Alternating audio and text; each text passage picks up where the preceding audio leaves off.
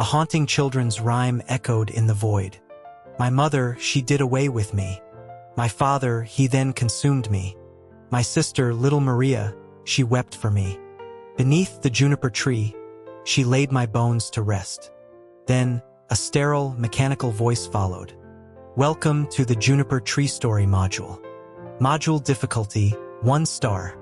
Initial players, 5, including 4 novices. Mission objective. As distant relatives of the murdered boy, you must find his bones, scattered by his stepmother, give him a proper burial, and see that justice is served. Reward, 1 pinecone. Skill card has been distributed. Player Ethan. Charisma 100, Intelligence 99, Health 10.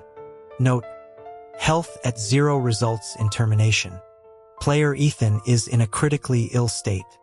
Enjoy the game. When the voice faded, the immense weight on Ethan's eyelids finally lifted. He saw 4 other people blinking awake around a rough-hewn wooden table. 3 men, 1 woman. A girl who looked like she just left a sorority party.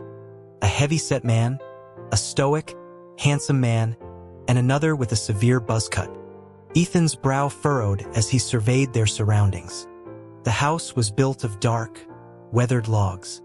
In the distance, a pot of thick beef stew bubbled over a fire, the smell failing to mask a deeper, cloying odor.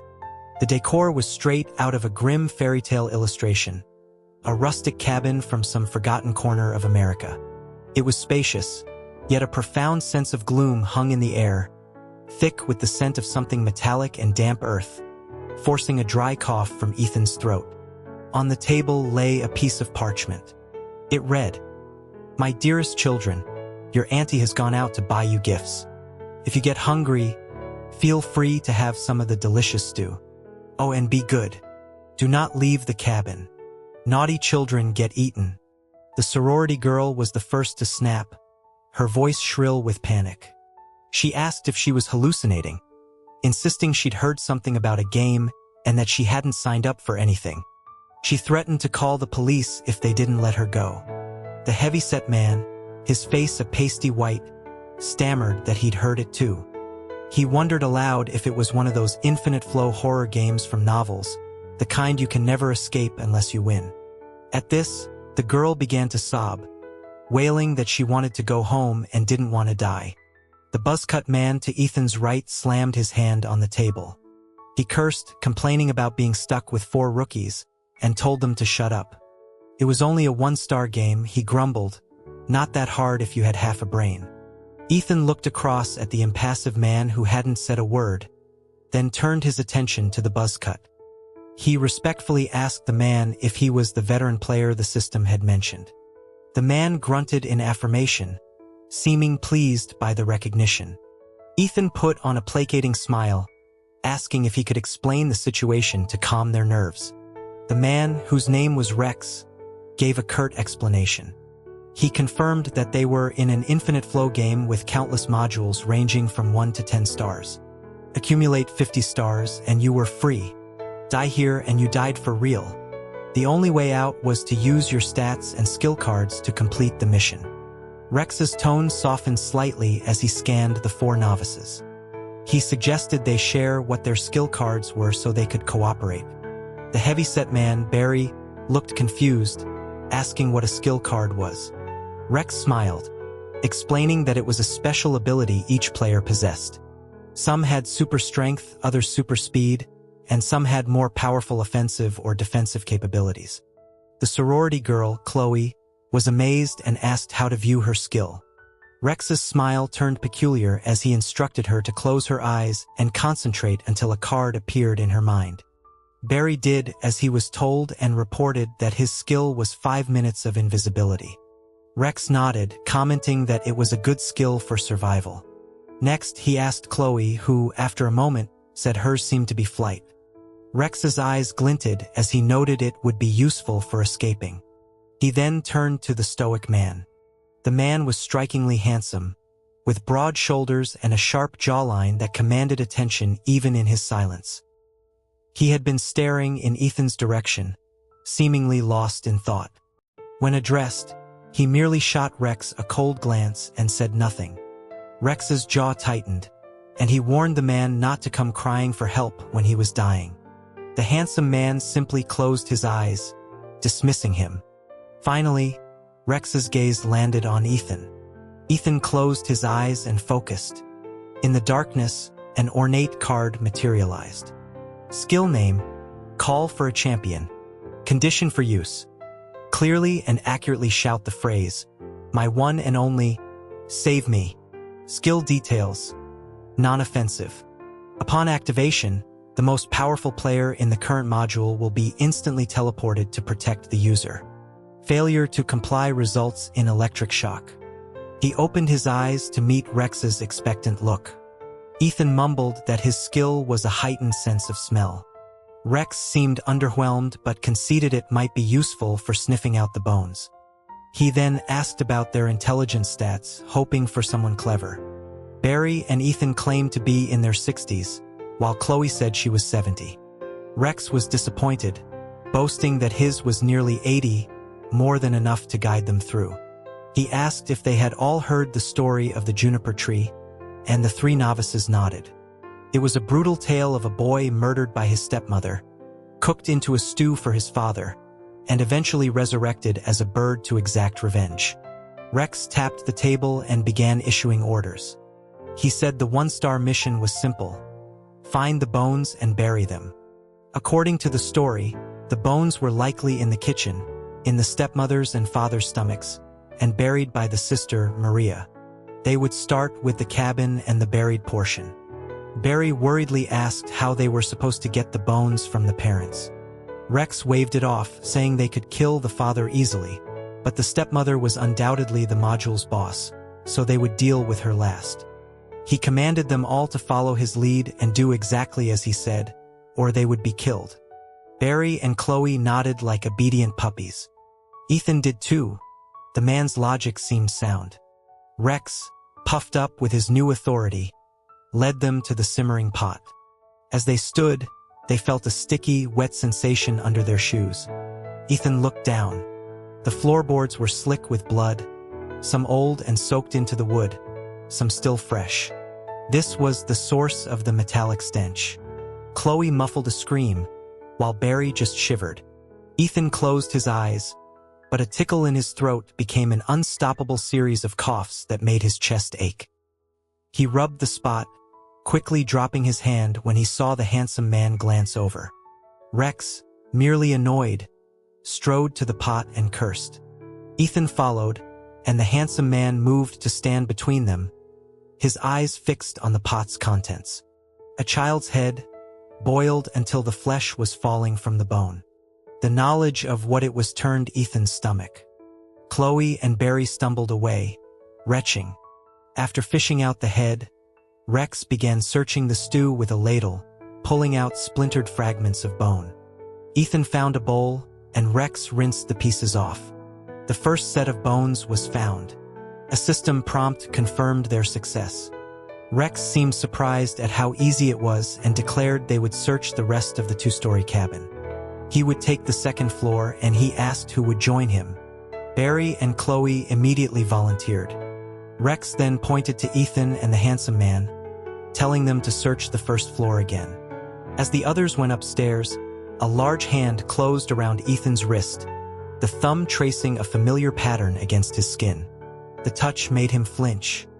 He looked down at his own wrist, paler and thinner than he remembered, the bones more prominent. The hand holding it was strong and broad, veins tracing a path up a muscular forearm. The handsome man was staring at him, his voice soft but clear. He said Ethan's name. He told him it wasn't safe, that he would stay with him. Ethan's face was a mask. He told Liam to let go of his hand. Liam refused, saying he was worried. Ethan didn't need his help. He had his own eyes. He wrenched his arm free and walked away. The stench was no better in the rest of the cabin. Ethan coughed intermittently as he searched, with Liam following close behind, his gaze frequently drifting to Ethan's face. Suddenly, Liam asked what was wrong with him. Ethan feigned ignorance. Liam pointed out that he had been coughing since they arrived, that his face was pale, and that he'd lost a lot of weight. Ethan blamed it on the foul air in the cabin. Before Liam could press further, Ethan mocked him, asking if he thought it was because they had broken up. He assured Liam he was eating and sleeping just fine and was even planning on finding a new boyfriend. A flicker of coldness passed over Liam's face. He stated that it wasn't allowed. Ethan scoffed, asking who he was to forbid it. They were broken up. Liam should disappear. Liam stepped closer, towering over him, his eyes dark and intense. He reminded Ethan that the breakup had been one-sided. He had never agreed. Ethan retorted that a breakup didn't require his consent. Liam's voice dropped lower. He murmured that they had been everything to each other, and that was no different from being married. The unexpected intimacy of the words sent a flush of heat to Ethan's face. He pointed a finger at Liam, threatening to beat him up once they were out of this godforsaken game. The sound of Rex's group descending the stairs made Ethan cut him off. He hissed at Liam to shut up and to pretend they didn't know each other in front of the others. Liam smiled faintly. Then, before Ethan could react, he leaned down and pressed a quick, soft kiss to his cheek. He whispered that he understood. As Ethan furiously rubbed the spot, a bit of color returned to his pale face. He muttered curses under his breath and went back to searching. The cabinets and chests were all empty, filled with rotting food and squirming maggots. Faded paintings hung on the moldy walls, one of which caught his eye. A portrait titled Teresa's Dream. It depicted a young girl hugging her knees, her dress hiked up her thighs, her expression unsettling. Soon the others came down. They had found the 4 rooms on the second floor locked and too dark to see into. Ethan and Liam reported that the first floor was also a dead end. Rex announced it was time to find the girl, Maria, and get the location of the buried bones from her. She was likely playing nearby in the forest. He ordered them to split up. Chloe trembled, pleading to stay together. Rex dismissed her fears, assuring her that the girl was harmless. The father was at work, and the stepmother was out. But he also reminded them of the notes not to leave the cabin. He argued that the prohibition itself was a clue that they had to leave to progress. As they spoke, a wave of dizziness washed over Ethan. It was happening more frequently lately. He closed his eyes for a second to steady himself. When he opened them, Rex's face was ashen, his expression venomous. He was scratching furiously at his wrist. Barry and Chloe were begging him for protection, promising they wouldn't be a burden. Rex recoiled from them as if they were venomous snakes, shouting that he wouldn't take them anywhere. His frantic eyes then landed on Ethan, whose pale face and thin frame marked him as the weakest. Rex forced a smile and offered his protection. Ethan was about to respond when Liam spoke up, his voice calm. He told Rex his skill was healing and asked if he could join him. Rex's face lit up with manic glee. He clapped Liam on the shoulder, calling a healing skill the ultimate support. With Liam as his backup, he boasted he could carry them through any module. Liam coolly agreed but said he would need a more detailed explanation of the game's rules. Rex readily assented, and the two walked off together, Rex's eyes glinting with greed. Chloe timidly asked Ethan if they should go out and search. Ethan stared after Liam's retreating back, a deep frown on his face. He said he was going, but he was taking his own path. Barry quickly interjected, suggesting they stick together for safety. Ethan shrugged indifferently. As he turned, his eyes caught a symbol carved into the wall that hadn't been there before. He was sure of it. It must have appeared during his dizzy spell. He pressed the question to the back of his mind and headed for the door, Barry and Chloe scrambling to follow. Outside, the sky was darkening with unnatural speed. Barry commented on it, remembering the bright sun from when they first woke up. Chloe added that she felt like something was watching them from the woods, wondering if the stepmother had returned. Ethan didn't know but urged them to hurry. He followed his instincts down a narrow path. The light faded, and the overgrown branches took on menacing shapes. Barry and Chloe balked, asking to find a better lit path. Tired of their whining, Ethan told them to wait for him at the entrance. He pushed deeper into the woods alone. He soon found a set of small footprints. Maria. But alongside them were two sets of fresh adult footprints, one stained with blood. At the base of a crooked tree, he saw the same strange symbol from the cabin. Infinity. It meant two people had been here before him. But Liam and Rex had gone the other way, and Barry and Chloe had stayed behind. He placed his own foot into one of the bloody prints. Perfect fit. He had been here twice before, but he had no memory of the first time. He stared at the print for a moment, then reached up and carved an identical infinity symbol into the tree. It was a message from his second self to his third. He understood then. Rex's skill was some kind of reset, a do-over. He was killing players to steal their abilities, and he had already failed twice with Barry and Chloe. Liam must have realized it first, which was why he'd gone with him. But if the time loops didn't reset physical traces like footprints, did they affect the NPCs? Did they affect the stepmother? A cold dread washed over him. It meant she was getting closer with every reset. He pushed the thought away and followed the tracks, his pace quickening. The exertion and the cold night air sent him into another coughing fit. He tried to stifle it, which only made it worse. A sharp pain lanced through his chest. A notification chimed. Player Ethan, health, 9. He cursed his weak body and pushed on until he saw a small girl in a pretty dress, crying by a stream. Maria. He approached cautiously, his voice gentle as he asked what was wrong. The girl looked up, her large eyes filled with tears. She recognized him, asking if it was the pretty boy again. She begged him not to tell her mother she was out playing. Ethan knelt to her level and promised he wouldn't, but he needed a favor in return. She pouted, refusing to tell him where the bones were buried, afraid her mother would use them for soup. He explained he was her brother's cousin and just wanted to pay his respects. Maria seemed to consider it, then made a strange request. She said she would only tell him if he acted cute for her, like he would for a significant other. The bizarre demand, coming from a child, unsettled him. She spoke of relationships with a maturity that was deeply out of place. He told her he couldn't do it and asked for a different trade. She relented, asking for a secret instead, one shocking enough to be worth her own. He was silent for a moment, then offered a wry smile. He was dying. That was his secret. The girl's eyes widened. She sniffed the air, her expression one of disbelief as she seemed to smell the decay inside him. He confirmed he had terminal lung cancer. She nodded solemnly, promising to keep his secret. Then she pointed a chubby finger towards a stand of trees. She had buried her brother's bones at the base of a juniper tree, covering them with snacks. He thanked her and ran, the urgency of the stepmother's return propelling him forward despite the violent coughs racking his body. Player Ethan, health, 8.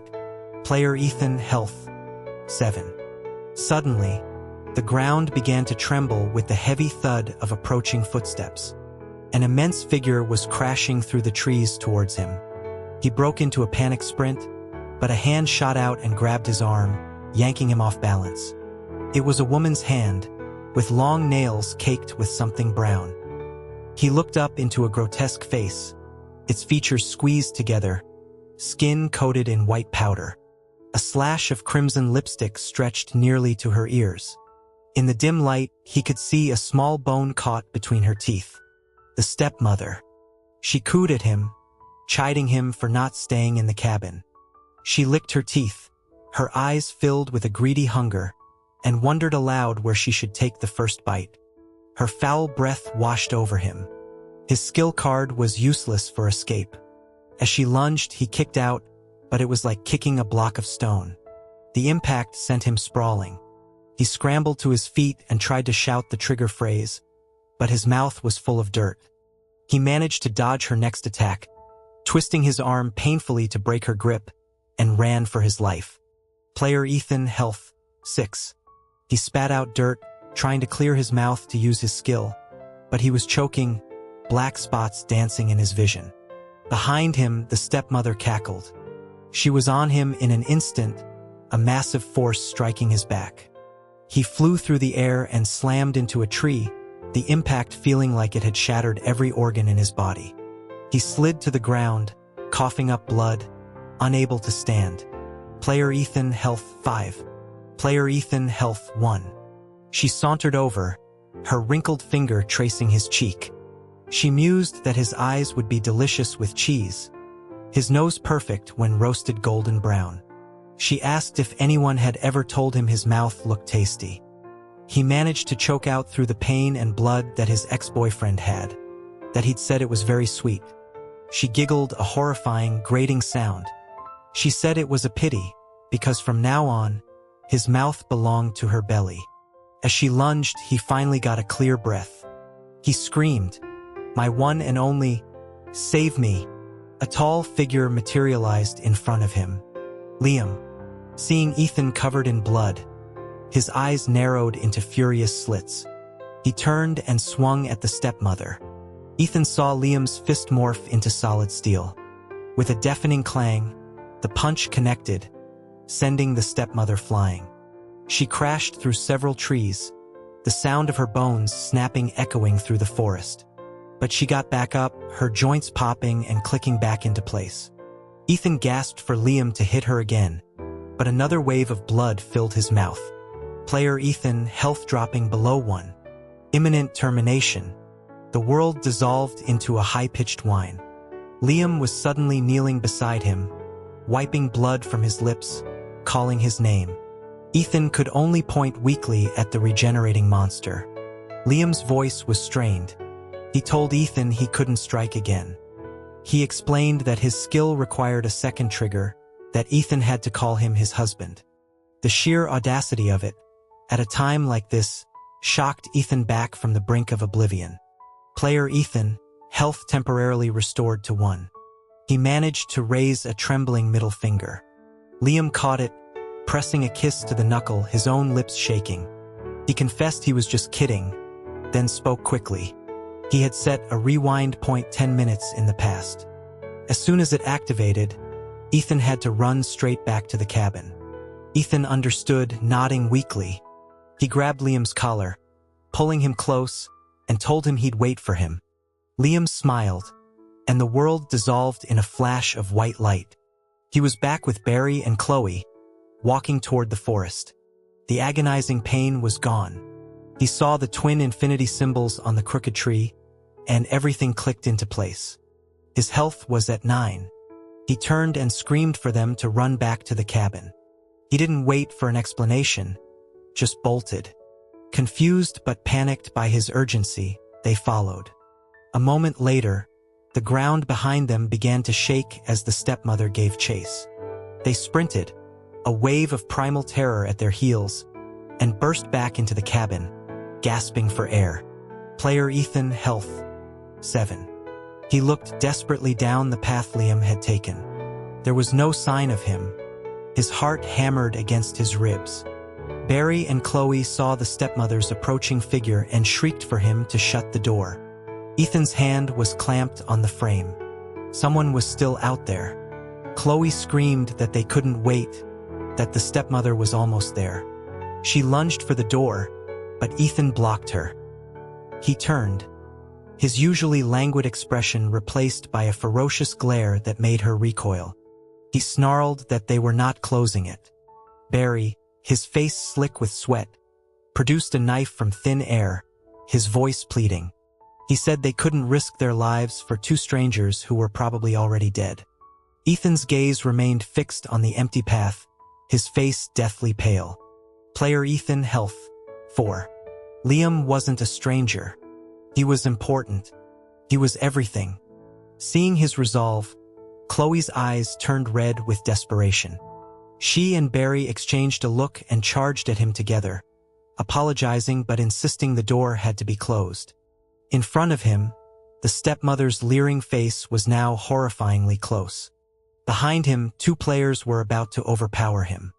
He braced against the door, his eyes burning, splinters digging under his fingernails. Player Ethan, health 2. In that final microsecond, a blast of cold wind swept through the cabin, slamming into Barry and Chloe and sending them flying.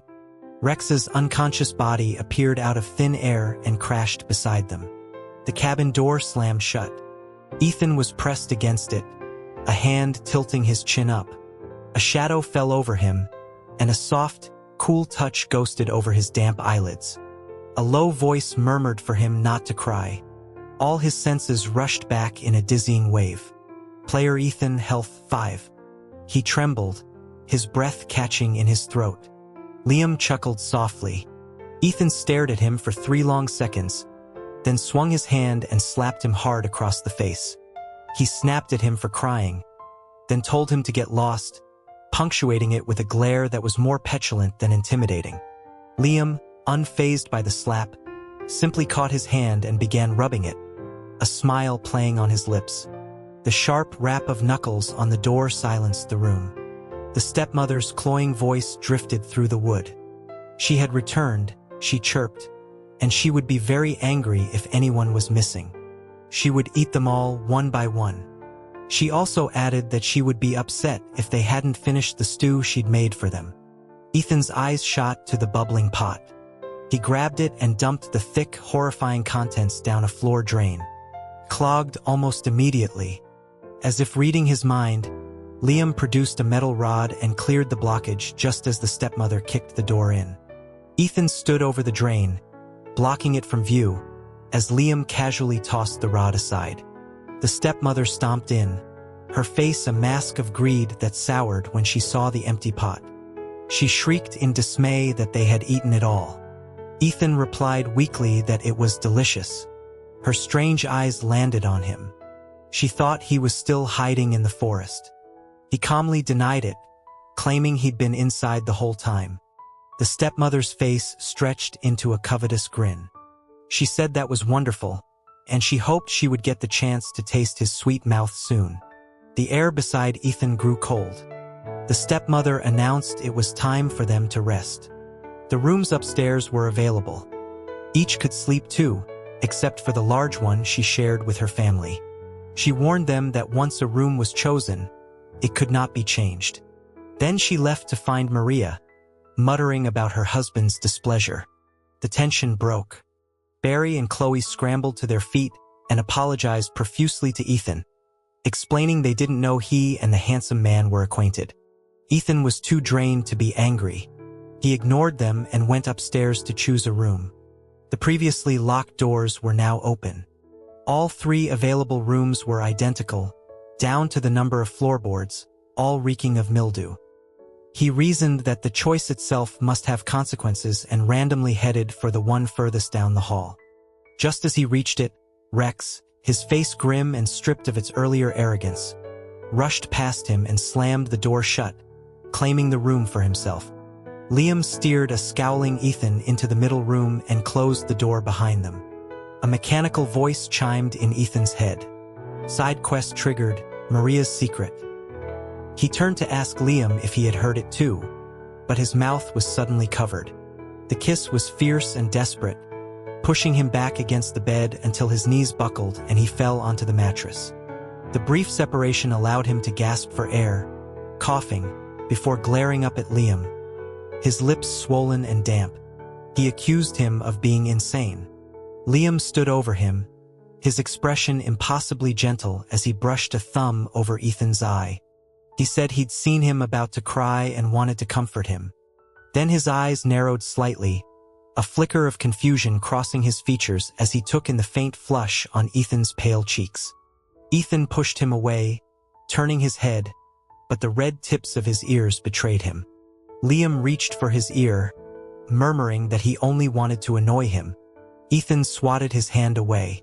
He changed the subject, asking how Liam had ended up in the game. Liam explained he'd just gotten out of the shower, planning to go wait outside Ethan's dorm to beg him to get back together. He'd hoped to catch him picking up a food delivery. Ethan called him a pervert.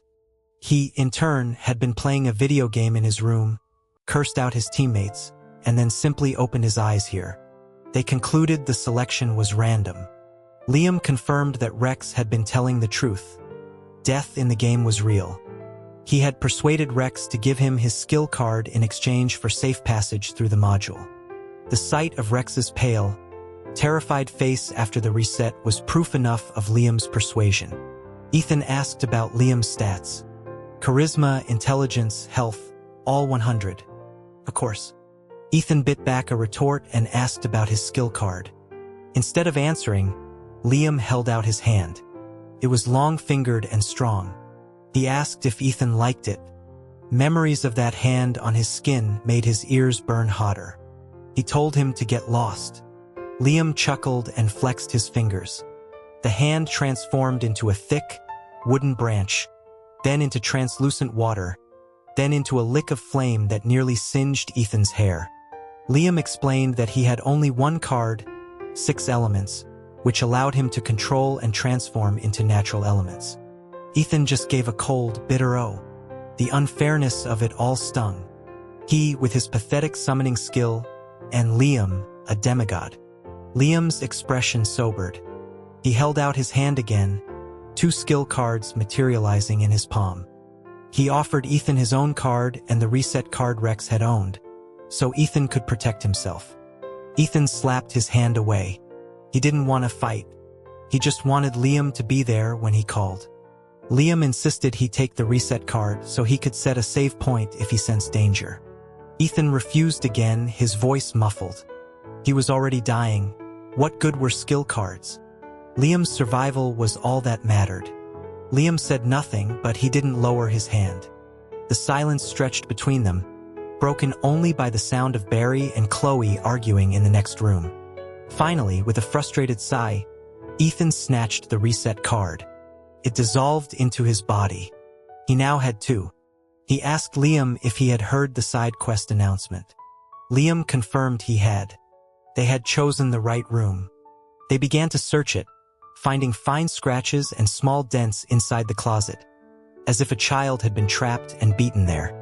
Under the bed, they found a tattered rag doll and signs that something had been dragged across the dusty floor. After a quick wash in the room's small bathroom, they decided to rest before heading out at night to find the bones Maria had mentioned. Liam lay down beside him, his fingers gently tracing the lines of Ethan's face. His body ached, a deep, grinding pain he had been hiding from Liam, but the exhaustion was greater. With Liam's arm around his waist, he drifted into a restless sleep. Player Ethan, health restored to 5. An hour later, a frantic knocking woke them. It was from the next room, Barry and Chloe's. The stepmother's sing-song voice echoed in the hall. She was bringing them an extra pillow she cooed so they wouldn't have to fight over one. Her voice grew more insistent, more menacing, as they refused to open the door. The knocking became a frantic pounding that shook the walls. Finally, Barry and Chloe relented. The door creaked open. The stepmother's voice turned sweet again. There was a brief, polite exchange, and then she left. It seemed she had simply been delivering a pillow. But then the knocking started again, this time on their door. She called out to the prettiest boy and the handsome one, offering them a new blanket. Ethan and Liam exchanged a look. Liam's right hand hardened into steel, and he moved behind Ethan, a protective shield. Ethan took a deep breath, set a save point with his new skill, and opened the door. The stepmother stood there, her face once again the horrifying mask from the forest. She giggled, her greedy eyes fixed on Ethan, and said she couldn't wait for him to die so she could eat his sweet mouth.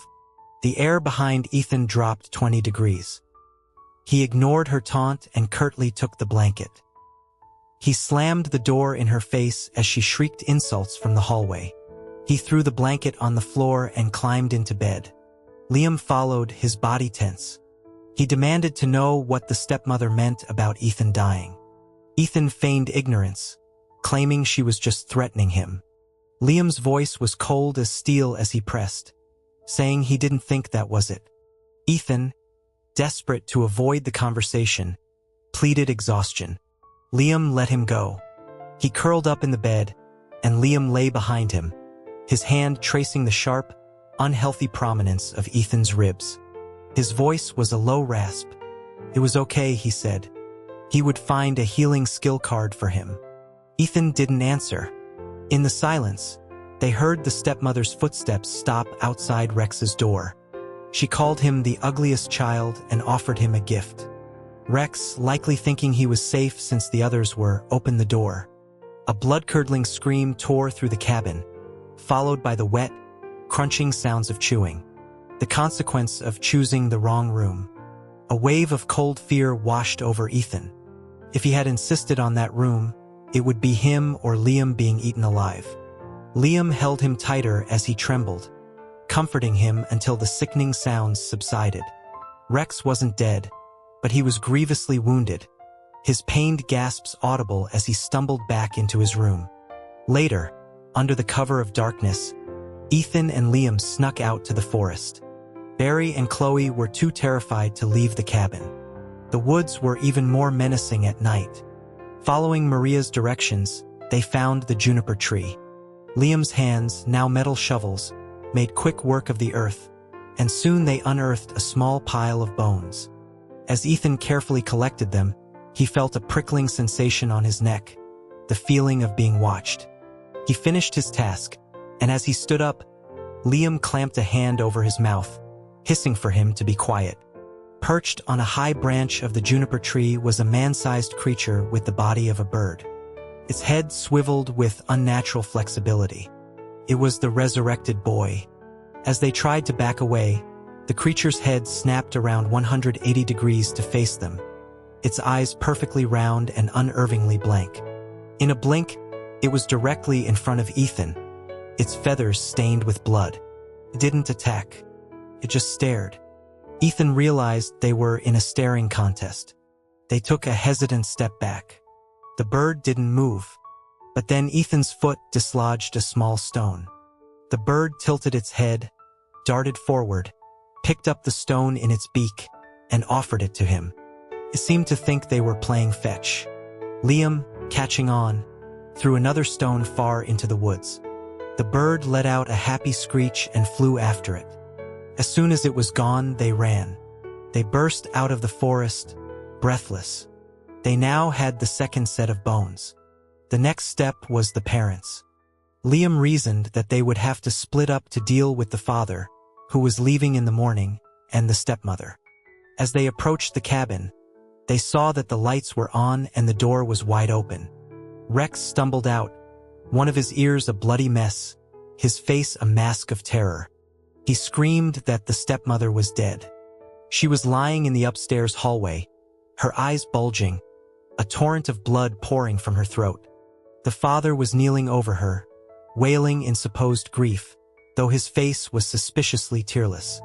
Maria was huddled in a corner under the Teresa's dream painting, trembling, while Chloe tried to comfort her. The father, after his display of crocodile tears, told them to bury his wife while he comforted his traumatized daughter. He promised a carriage would come for them at noon the next day. As Rex and Chloe dragged the body outside to search for the bones in her stomach, Barry pulled Ethan and Liam aside. He confessed, shaking, that Maria had killed the stepmother. He had snuck downstairs to check on them and had seen the stepmother standing motionless in the hall. Thinking she was about to attack, he had used his own skill, the ability to summon an unbreakable blade, and slashed her throat. But she hadn't resisted. She had just fallen. And as she fell, he'd seen a small figure, Maria, dart away into the shadows. While the others dissected the stepmother's corpse and found the third set of bones, Ethan stared up at the second floor, a grim understanding dawning. They slept fitfully. The next morning, the father served them a breakfast that smelled exactly like the fowl stew. He announced he was leaving for work and the police would arrive that evening. As he went to leave with Maria, Ethan lunged forward and snatched the girl. The father roared in rage, his face contorting. As Liam kicked him to the ground, and Barry and Chloe advanced with their weapons, the man's body began to make the same sickening cracking and reforming sounds the stepmother had in the woods. When he rose, his face was a perfect, horrifying replica of his dead wife's. It wasn't a resurrection. They were one and the same. The monster charged Ethan. Liam intercepted it, and a chaotic battle erupted. As Ethan ran with Maria, Rex ambushed him, holding a knife to his throat. He demanded Ethan give him his and Liam's skill cards. He pressed the blade deeper. Player Ethan, health 2. Player Ethan, health 1.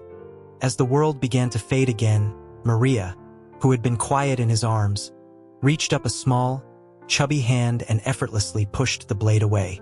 Before Rex could react, a gust of wind sent him flying. Liam was there, his foot pressing down on Rex's face until he begged for mercy. With the immediate threat gone, Ethan held his bleeding neck. Maria patted the wound, and it vanished. Player Ethan, health 10. She just giggled and ran off to play. With the final boss dead, they retrieved the last of the bones from its stomach. They buried them all under the juniper tree. A red bird burst from the trunk, circled them joyfully, then transformed into the little boy. He and Maria embraced, finally free. The main mission was complete. The system announced the module's closure. Barry and Chloe, relieved, suggested they team up for future one-star modules. They exchanged contact information. Ethan didn't leave right away. He walked over to the two children playing in front of the cabin. He asked Maria a final question. He told her he knew her mother's jealousy was a lie. He knew the truth. Her father had coveted her, and her mother had sacrificed her brother to secure her own position. He knew that Maria had hated them both and orchestrated their deaths. Maria's innocent smile faded, replaced by an unnerving blankness. Then she giggled and hugged his leg.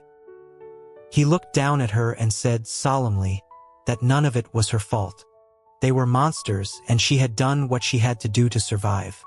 He told her he hoped she and her brother could truly be happy now. Maria's expression softened. She looked up at him, her eyes clear, and handed him the tattered rag doll she always carried. She said they would be and that he would get better, too. A system prompt confirmed the completion of the side quest. He had received a special item, the rag doll, which allowed the owner to swap bodies with it once per module. The 10-second countdown for forced ejection began. Liam took his hand. As the world dissolved, Ethan found himself back in his dorm room, his half-typed curse still on the screen. He deleted it and took his medication. His phone rang. It was Liam, asking if he wanted to go on a date to de-stress. Ethan walked to the window and saw him standing on the pavement below. He flipped him off, a smile playing on his lips, and told him he didn't go on dates with ex-boyfriends. Liam's voice came through the phone, warm and hopeful. Then how about we get back together? Ethan grabbed his keys and wallet. He told his roommate he wouldn't be back tonight. Into the phone, he said coolly that he wasn't agreeing to anything, but it would depend on his performance that night. Just as he was about to leave, a new, eerie melody filled his mind, followed by the familiar mechanical voice. Players Ethan and Liam will now enter the 2-star multiplayer module, Mother's Mountain. Please prepare. This mission's reward: 1 healing type skill card.